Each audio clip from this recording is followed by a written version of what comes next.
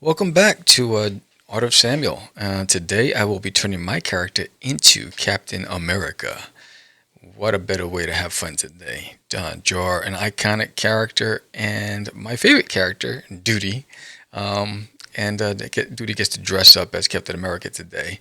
But before we start, I just want to remind you guys my Kickstarter launches January 3rd. And if you haven't picked up issue 4, then now's the time to sign up and hit that notify me button so that you can get a copy. Let's get started.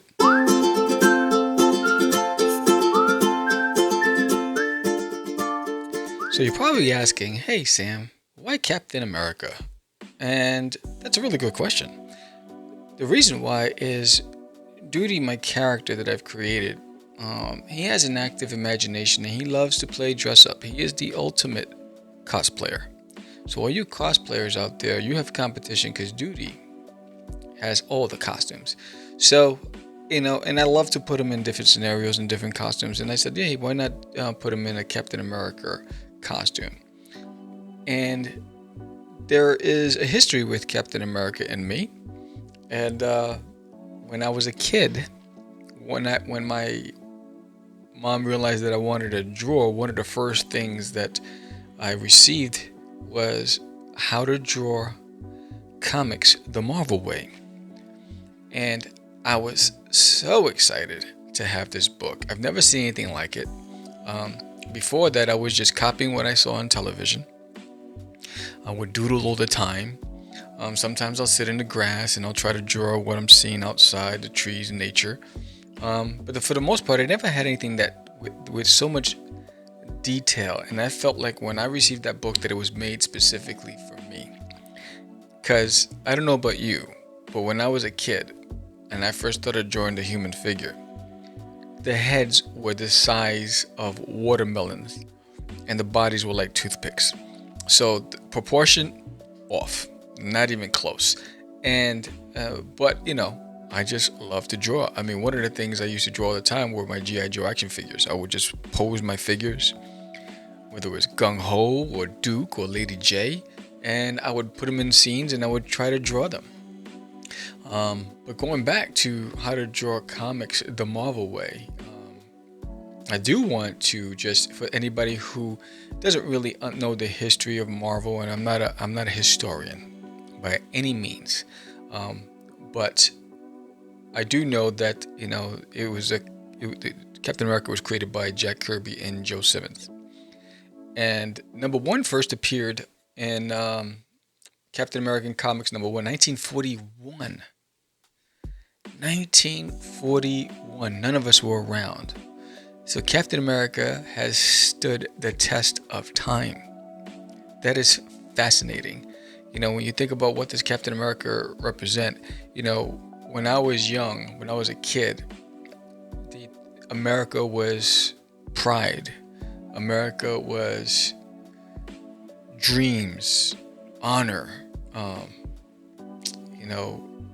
determination, family, all those things. And Captain America represented that safety, right? I know the world has changed and now there's this switch towards, poking holes at everything America is. But when I was a kid, from going to school, and I don't know if they do this anymore, but when I went in the mornings, everybody would rise and everyone would say the Pledge of Allegiance. It would come off on the loudspeaker. And everyone would stand and, they would put their hands to their hearts and they would pledge the allegiance to the flag. And that's what it symbolized to me. So whenever I saw Captain America, I thought of hope. I thought of, freedom and the colors, the red, white, and blue. So I just wanted to have fun today. Other than that, I think if you go back and just explore the rich history of the comic book series, Captain America has been on so many adventures. And there's so many stories. And the movies from the Avengers, it just continues to grow and grow and grow. But anyway, so when Duty, my character Duty, he has an alter ego. Duty is a kid, and Duty is basically insecure, trying to live up to his dad's expectations. You know, his dad is the Emperor of Uranus, and Duty is creating this persona, this larger than life persona, in order to compensate for his fears and insecurities, not wanting to fail his father, or let his family down, or let the people of Uranus down, because they know that he's the son of the Emperor. So because of that, he has this active imagination. In reality, in life, he's always taking lumps. Duty's always, taking a licking. But he keeps on ticking. And his survival mode is his imagination. He becomes these characters in his mind.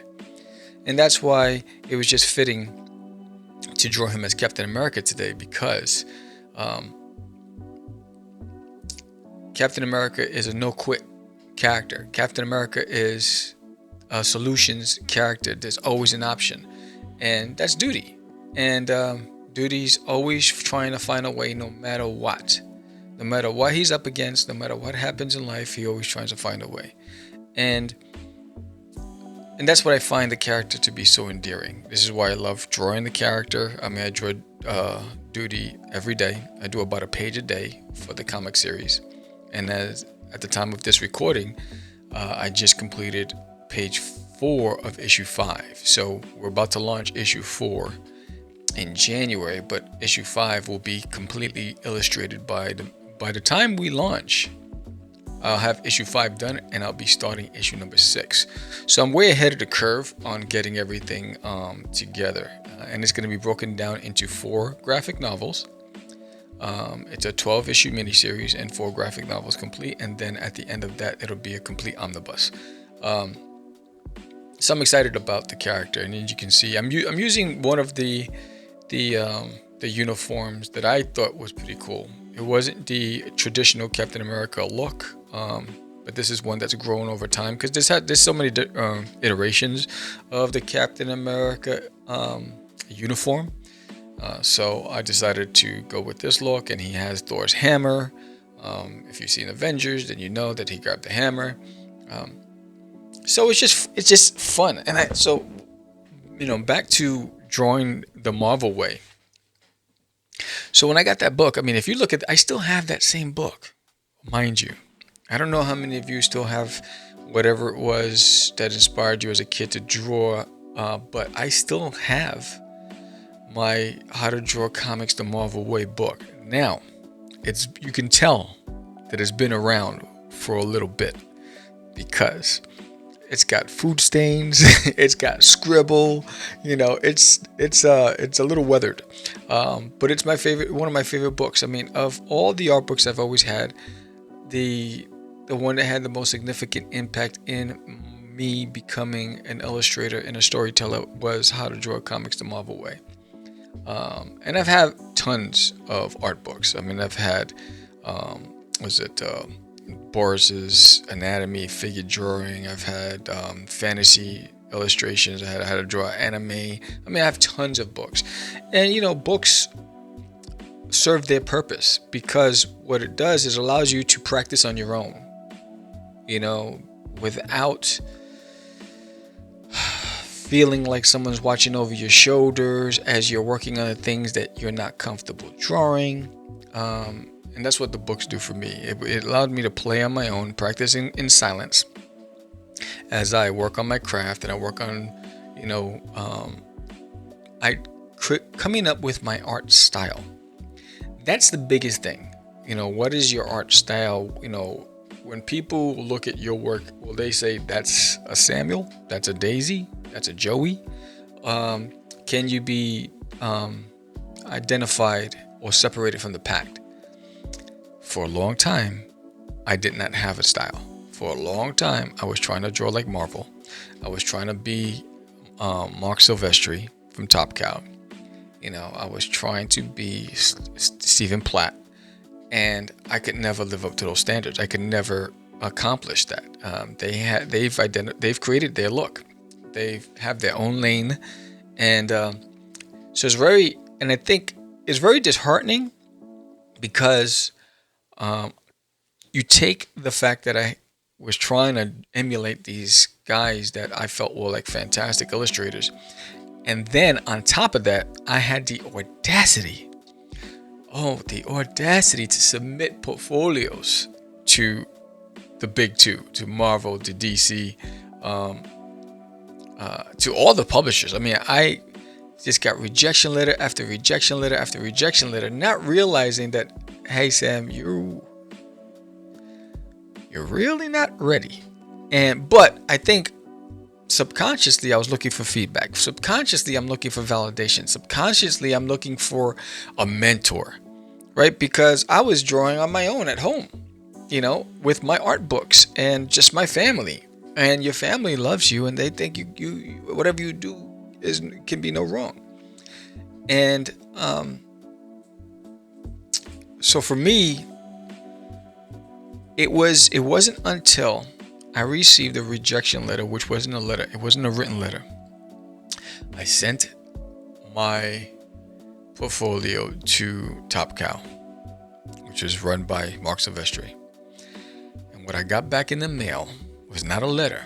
It was photocopy 11 by 17 prints of Michael Turner's art. So what they were telling me was, if your stuff doesn't look like this, don't bother sending anything to us. That's when I said, Sam, I just that's not my lane. I'm never going to be a traditional comic artist. I need to come up with my style. And so my style is very cartoony, and simple, clean lines. And that's when I just started focusing on my style, and I created Cosmic Wars, which is my first comic book that I ever produced. And then I created Duty, Designated My Toilet.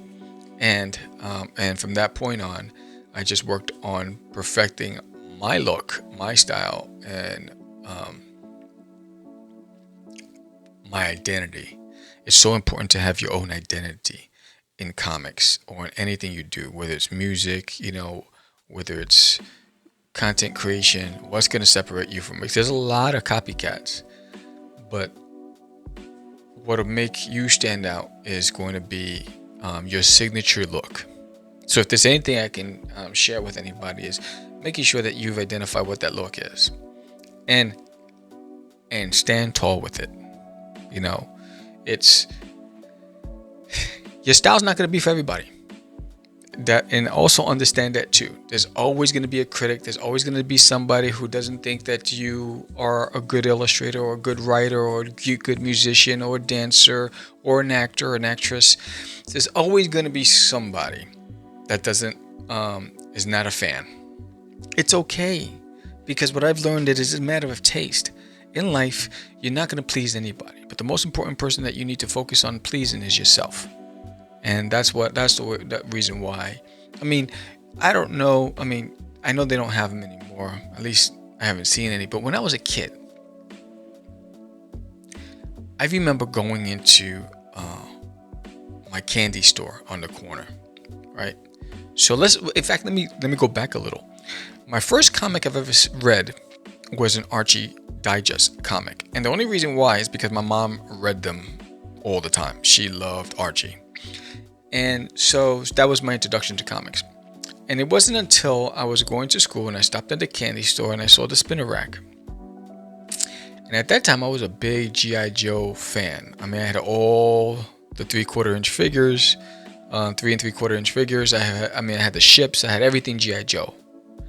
And I walked into the candy store and I saw Sergeant Rock. So at that time, I was big on military comics. And I saw Sergeant Rock. And I was like, whoa. So I picked it up. And then right next to Sergeant Rock was a G.I. Joe comic book. It was like Shangri-La. I was like, oh my goodness, I can't believe this. And so I picked it up. And from that point on, I've been a comic reader, a big comic fan. And that introduced me. So if Sergeant Rock wasn't understanding and the next issue of G.I. Joe wasn't ready, the next best thing for me to pick up was, at that time there was Nam. I don't know if you guys ever remember. I'm going back. But then I picked up X-Men. And my introduction to X-Men. And that's when that started. And I became immediately, just like so many people I've known, Wolverine was the guy. I've ran to Wolverine. I was like, oh man, I mean, these characters are crazy, fantastic. And I was in love. And that set me off on a path. And so I stopped drawing my G.I. Joe action figures, and I just started trying to draw, like everybody else. You try to draw your version of Wolverine, you try to draw, you do all those things. But what it did was it helped me, number one, really subconsciously, you don't realize you're working on your craft as you're drawing. That's the other tip. Draw every day. Draw as much as you can, any chance you get, on your lunch break, on the train or the bus going to work, at the coffee, if you're going to get a cup of coffee and you're going to sit down at the park, have a sketch pad with you. Try to draw as much as you can all the time, every time. One of the things that I think hurt me, but might have benefited me at the same time, right? It's like, Sam, how that doesn't make sense. Yeah, I know. Is I left comics for 10 years. And I didn't draw as much. Within that 10-year frame, I must have illustrated maybe 5 times a year. So I wasn't honing my style. I wasn't getting better. I wasn't, I became stale. So when I decided to come back into comics in 2019, I was very, very insecure, because I knew that I set myself back, and I needed to go back and become a student again of the game and work on my style and my craft. I wasn't a colorist. I became a colorist of my own work because I couldn't afford to hire colorists anymore. And so I needed to go and figure it out. And I just started drawing every day, to the point where I've gotten so comfortable that I just started working on this Name of My Toilet, the series. And I regret not drawing every day. Even if I left comics, I regret not drawing every day for those 10 years. But I can tell you right now, I accelerated my journey.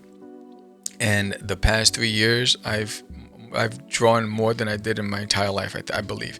I've drawn every day, sometimes 2 to 3 things a day. Sometimes, there are days where I'm very extremely productive, and I'll do 2 pages in one day, plus character designs and whatever it is.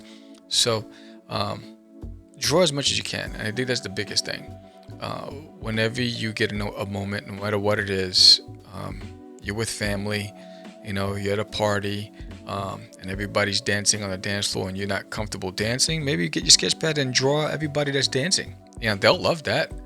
Do a quick sketch, whatever it is, you find your whatever inspires you, or whatever works for you. But comics has been everything for me, and putting duty in all these characters and all these positions helps me, number one, work on things I don't like to draw. And you're like, what do you mean by that? So there are a lot of things that make me uncomfortable illustrating. So when I'm drawing duty as whether it's Captain America, Darkwing Duck, whether it's Lionel from Thundercats, I'm working on different looks, and sometimes I'm still working on hair, right? I'm still trying to work on my style when it comes to illustrating hair. So a lot of these characters have long flowing locks, right? So it forces me to work on those things. So it's not working on my book, because these are fun to do pieces that I do. They're more like exercises. When I'm doing all of these pieces, they're more exercises for me. And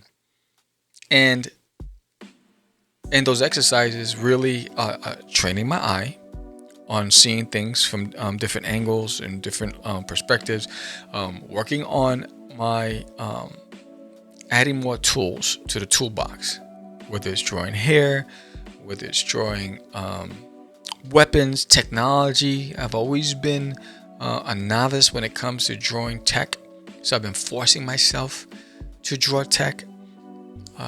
And that's the other thing. Draw what you don't know, because what you do know is just going to get better. if that makes any sense. So if you're constantly focusing on the things that make you comfortable, you're really not going to grow as an illustrator and as a storyteller.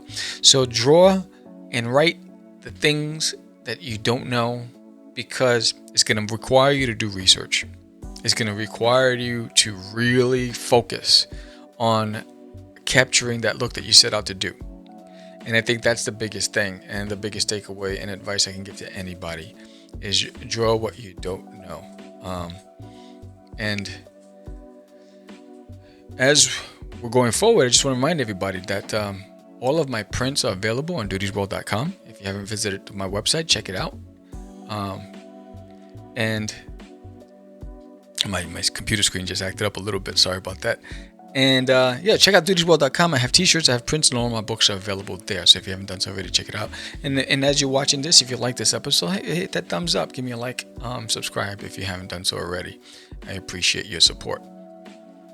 But yeah, so we're, as we're going, every time I'm doing these pieces, I don't just draw the character. I always do a background. And the reason why is because I try to create a setting and a mood per piece that I illustrate. And a lot of times these are requests. So if there's a character you'd like me to place Duty in that I haven't illustrated already, because I have a huge library of characters that Duty has become. I think Duty has become about 110 different characters. So if you have a recommendation for a character you'd like to see me illustrate with Duty, put it in the comments and I'll add it to the list. Because I've had several requests, multiple requests, and I was able to catch up and get all of those requests done. So if you have a request, let me know. But yeah, so back to illustrating. One of the things that works for me is making it a priority to allot the time of day that I want to illustrate, right? So what do you mean? So I set the time aside. I know ahead of time what time of the day I'm going to draw, and I make certain that I stick to that time. Now, in all transparency, sometimes it doesn't work. Right? Sometimes things get in the way. Sometimes you get a call from a family member or something happens that you got to take care of and you just can't commit to the time. But I make sure that I illustrate that day no matter what. If I went an entire day without drawing, I feel like I let myself down. So I try to find a way to hit my own expectations or meet my own expectations. And so I prefer to draw. So start drawing usually around noon, 11 o'clock, noon. And I usually start with a piece. And this is like this one right here. I'll do something that has nothing to do with the books that I'm doing or anything that I need to get done for publishing purposes. I'll do something for fun. And it's an exercise. It's almost like working out, right? You go to the gym to get stronger. You stretch first, prepare for that workout. That's the same thing. This is what I'm doing. I'm stretching as I'm working on these pieces. And what it does, it allows me to just get the juices flowing and my muscle ready to start drawing. Because as you know, if you're a comic book illustrator, it's tedious when you're drawing multiple panels and inking it, and then you have to color it. The coloring process and flattening process is probably the most time-consuming part of it. So this is allowing me to gain the strength or the stamina to work on those pages where there's 8 panels on a page or 6 panels on a page, and so I get to have fun before I work. Even though I love drawing There's Kneeling in My Toilet and I love drawing comics, this is a great exercise for me to get ready to work on those books. So right now, I'm just having fun. There's no rhyme or reason to the backgrounds I create. I just try to put them in a scenario, create some mood, some drama, and what I do is I look at, if this was an actual scene, a battle scene, what would that feel like? What would that look like? So I'm adding like smoke in the background and, different colors. I don't know if you've seen wildfires. It's unfortunate, but the colors that come out of these wildfires from the flames and the burning. It's all different colors of reds and oranges and yellows, and that's what I'm doing here. And then I'm adding some lighting effect on the ground, and I'll do the same for the character. It's just creating a mood. So even though I'm just doing this for fun, I want to make sure that if this was an actual panel on a comic book, that I basically just finish it, create the mood that I set out to do. So what are your thoughts on this? What do you think about this piece? If you like it, give me a thumbs up. Again, if you have any comments, let me know. Any books that you like to read, put them in the comments. Books that I haven't mentioned that you think I should check out, let me know, because I will be doing an episode on art books that I have in my collection that I'll be sharing really soon. So this is Dudarius Uranus as Captain America. That was Duty as Thor. I did that previously, but that's him as Captain America, and I really, really, really enjoyed working on this piece, and I hope that I did you Captain America fans. I made you proud, because I know there's real huge fans out there, and and subscribe again if you haven't done so already. I don't know, that keeps coming up. Sorry about that. But there it is. Thank you guys, and you guys have a great day.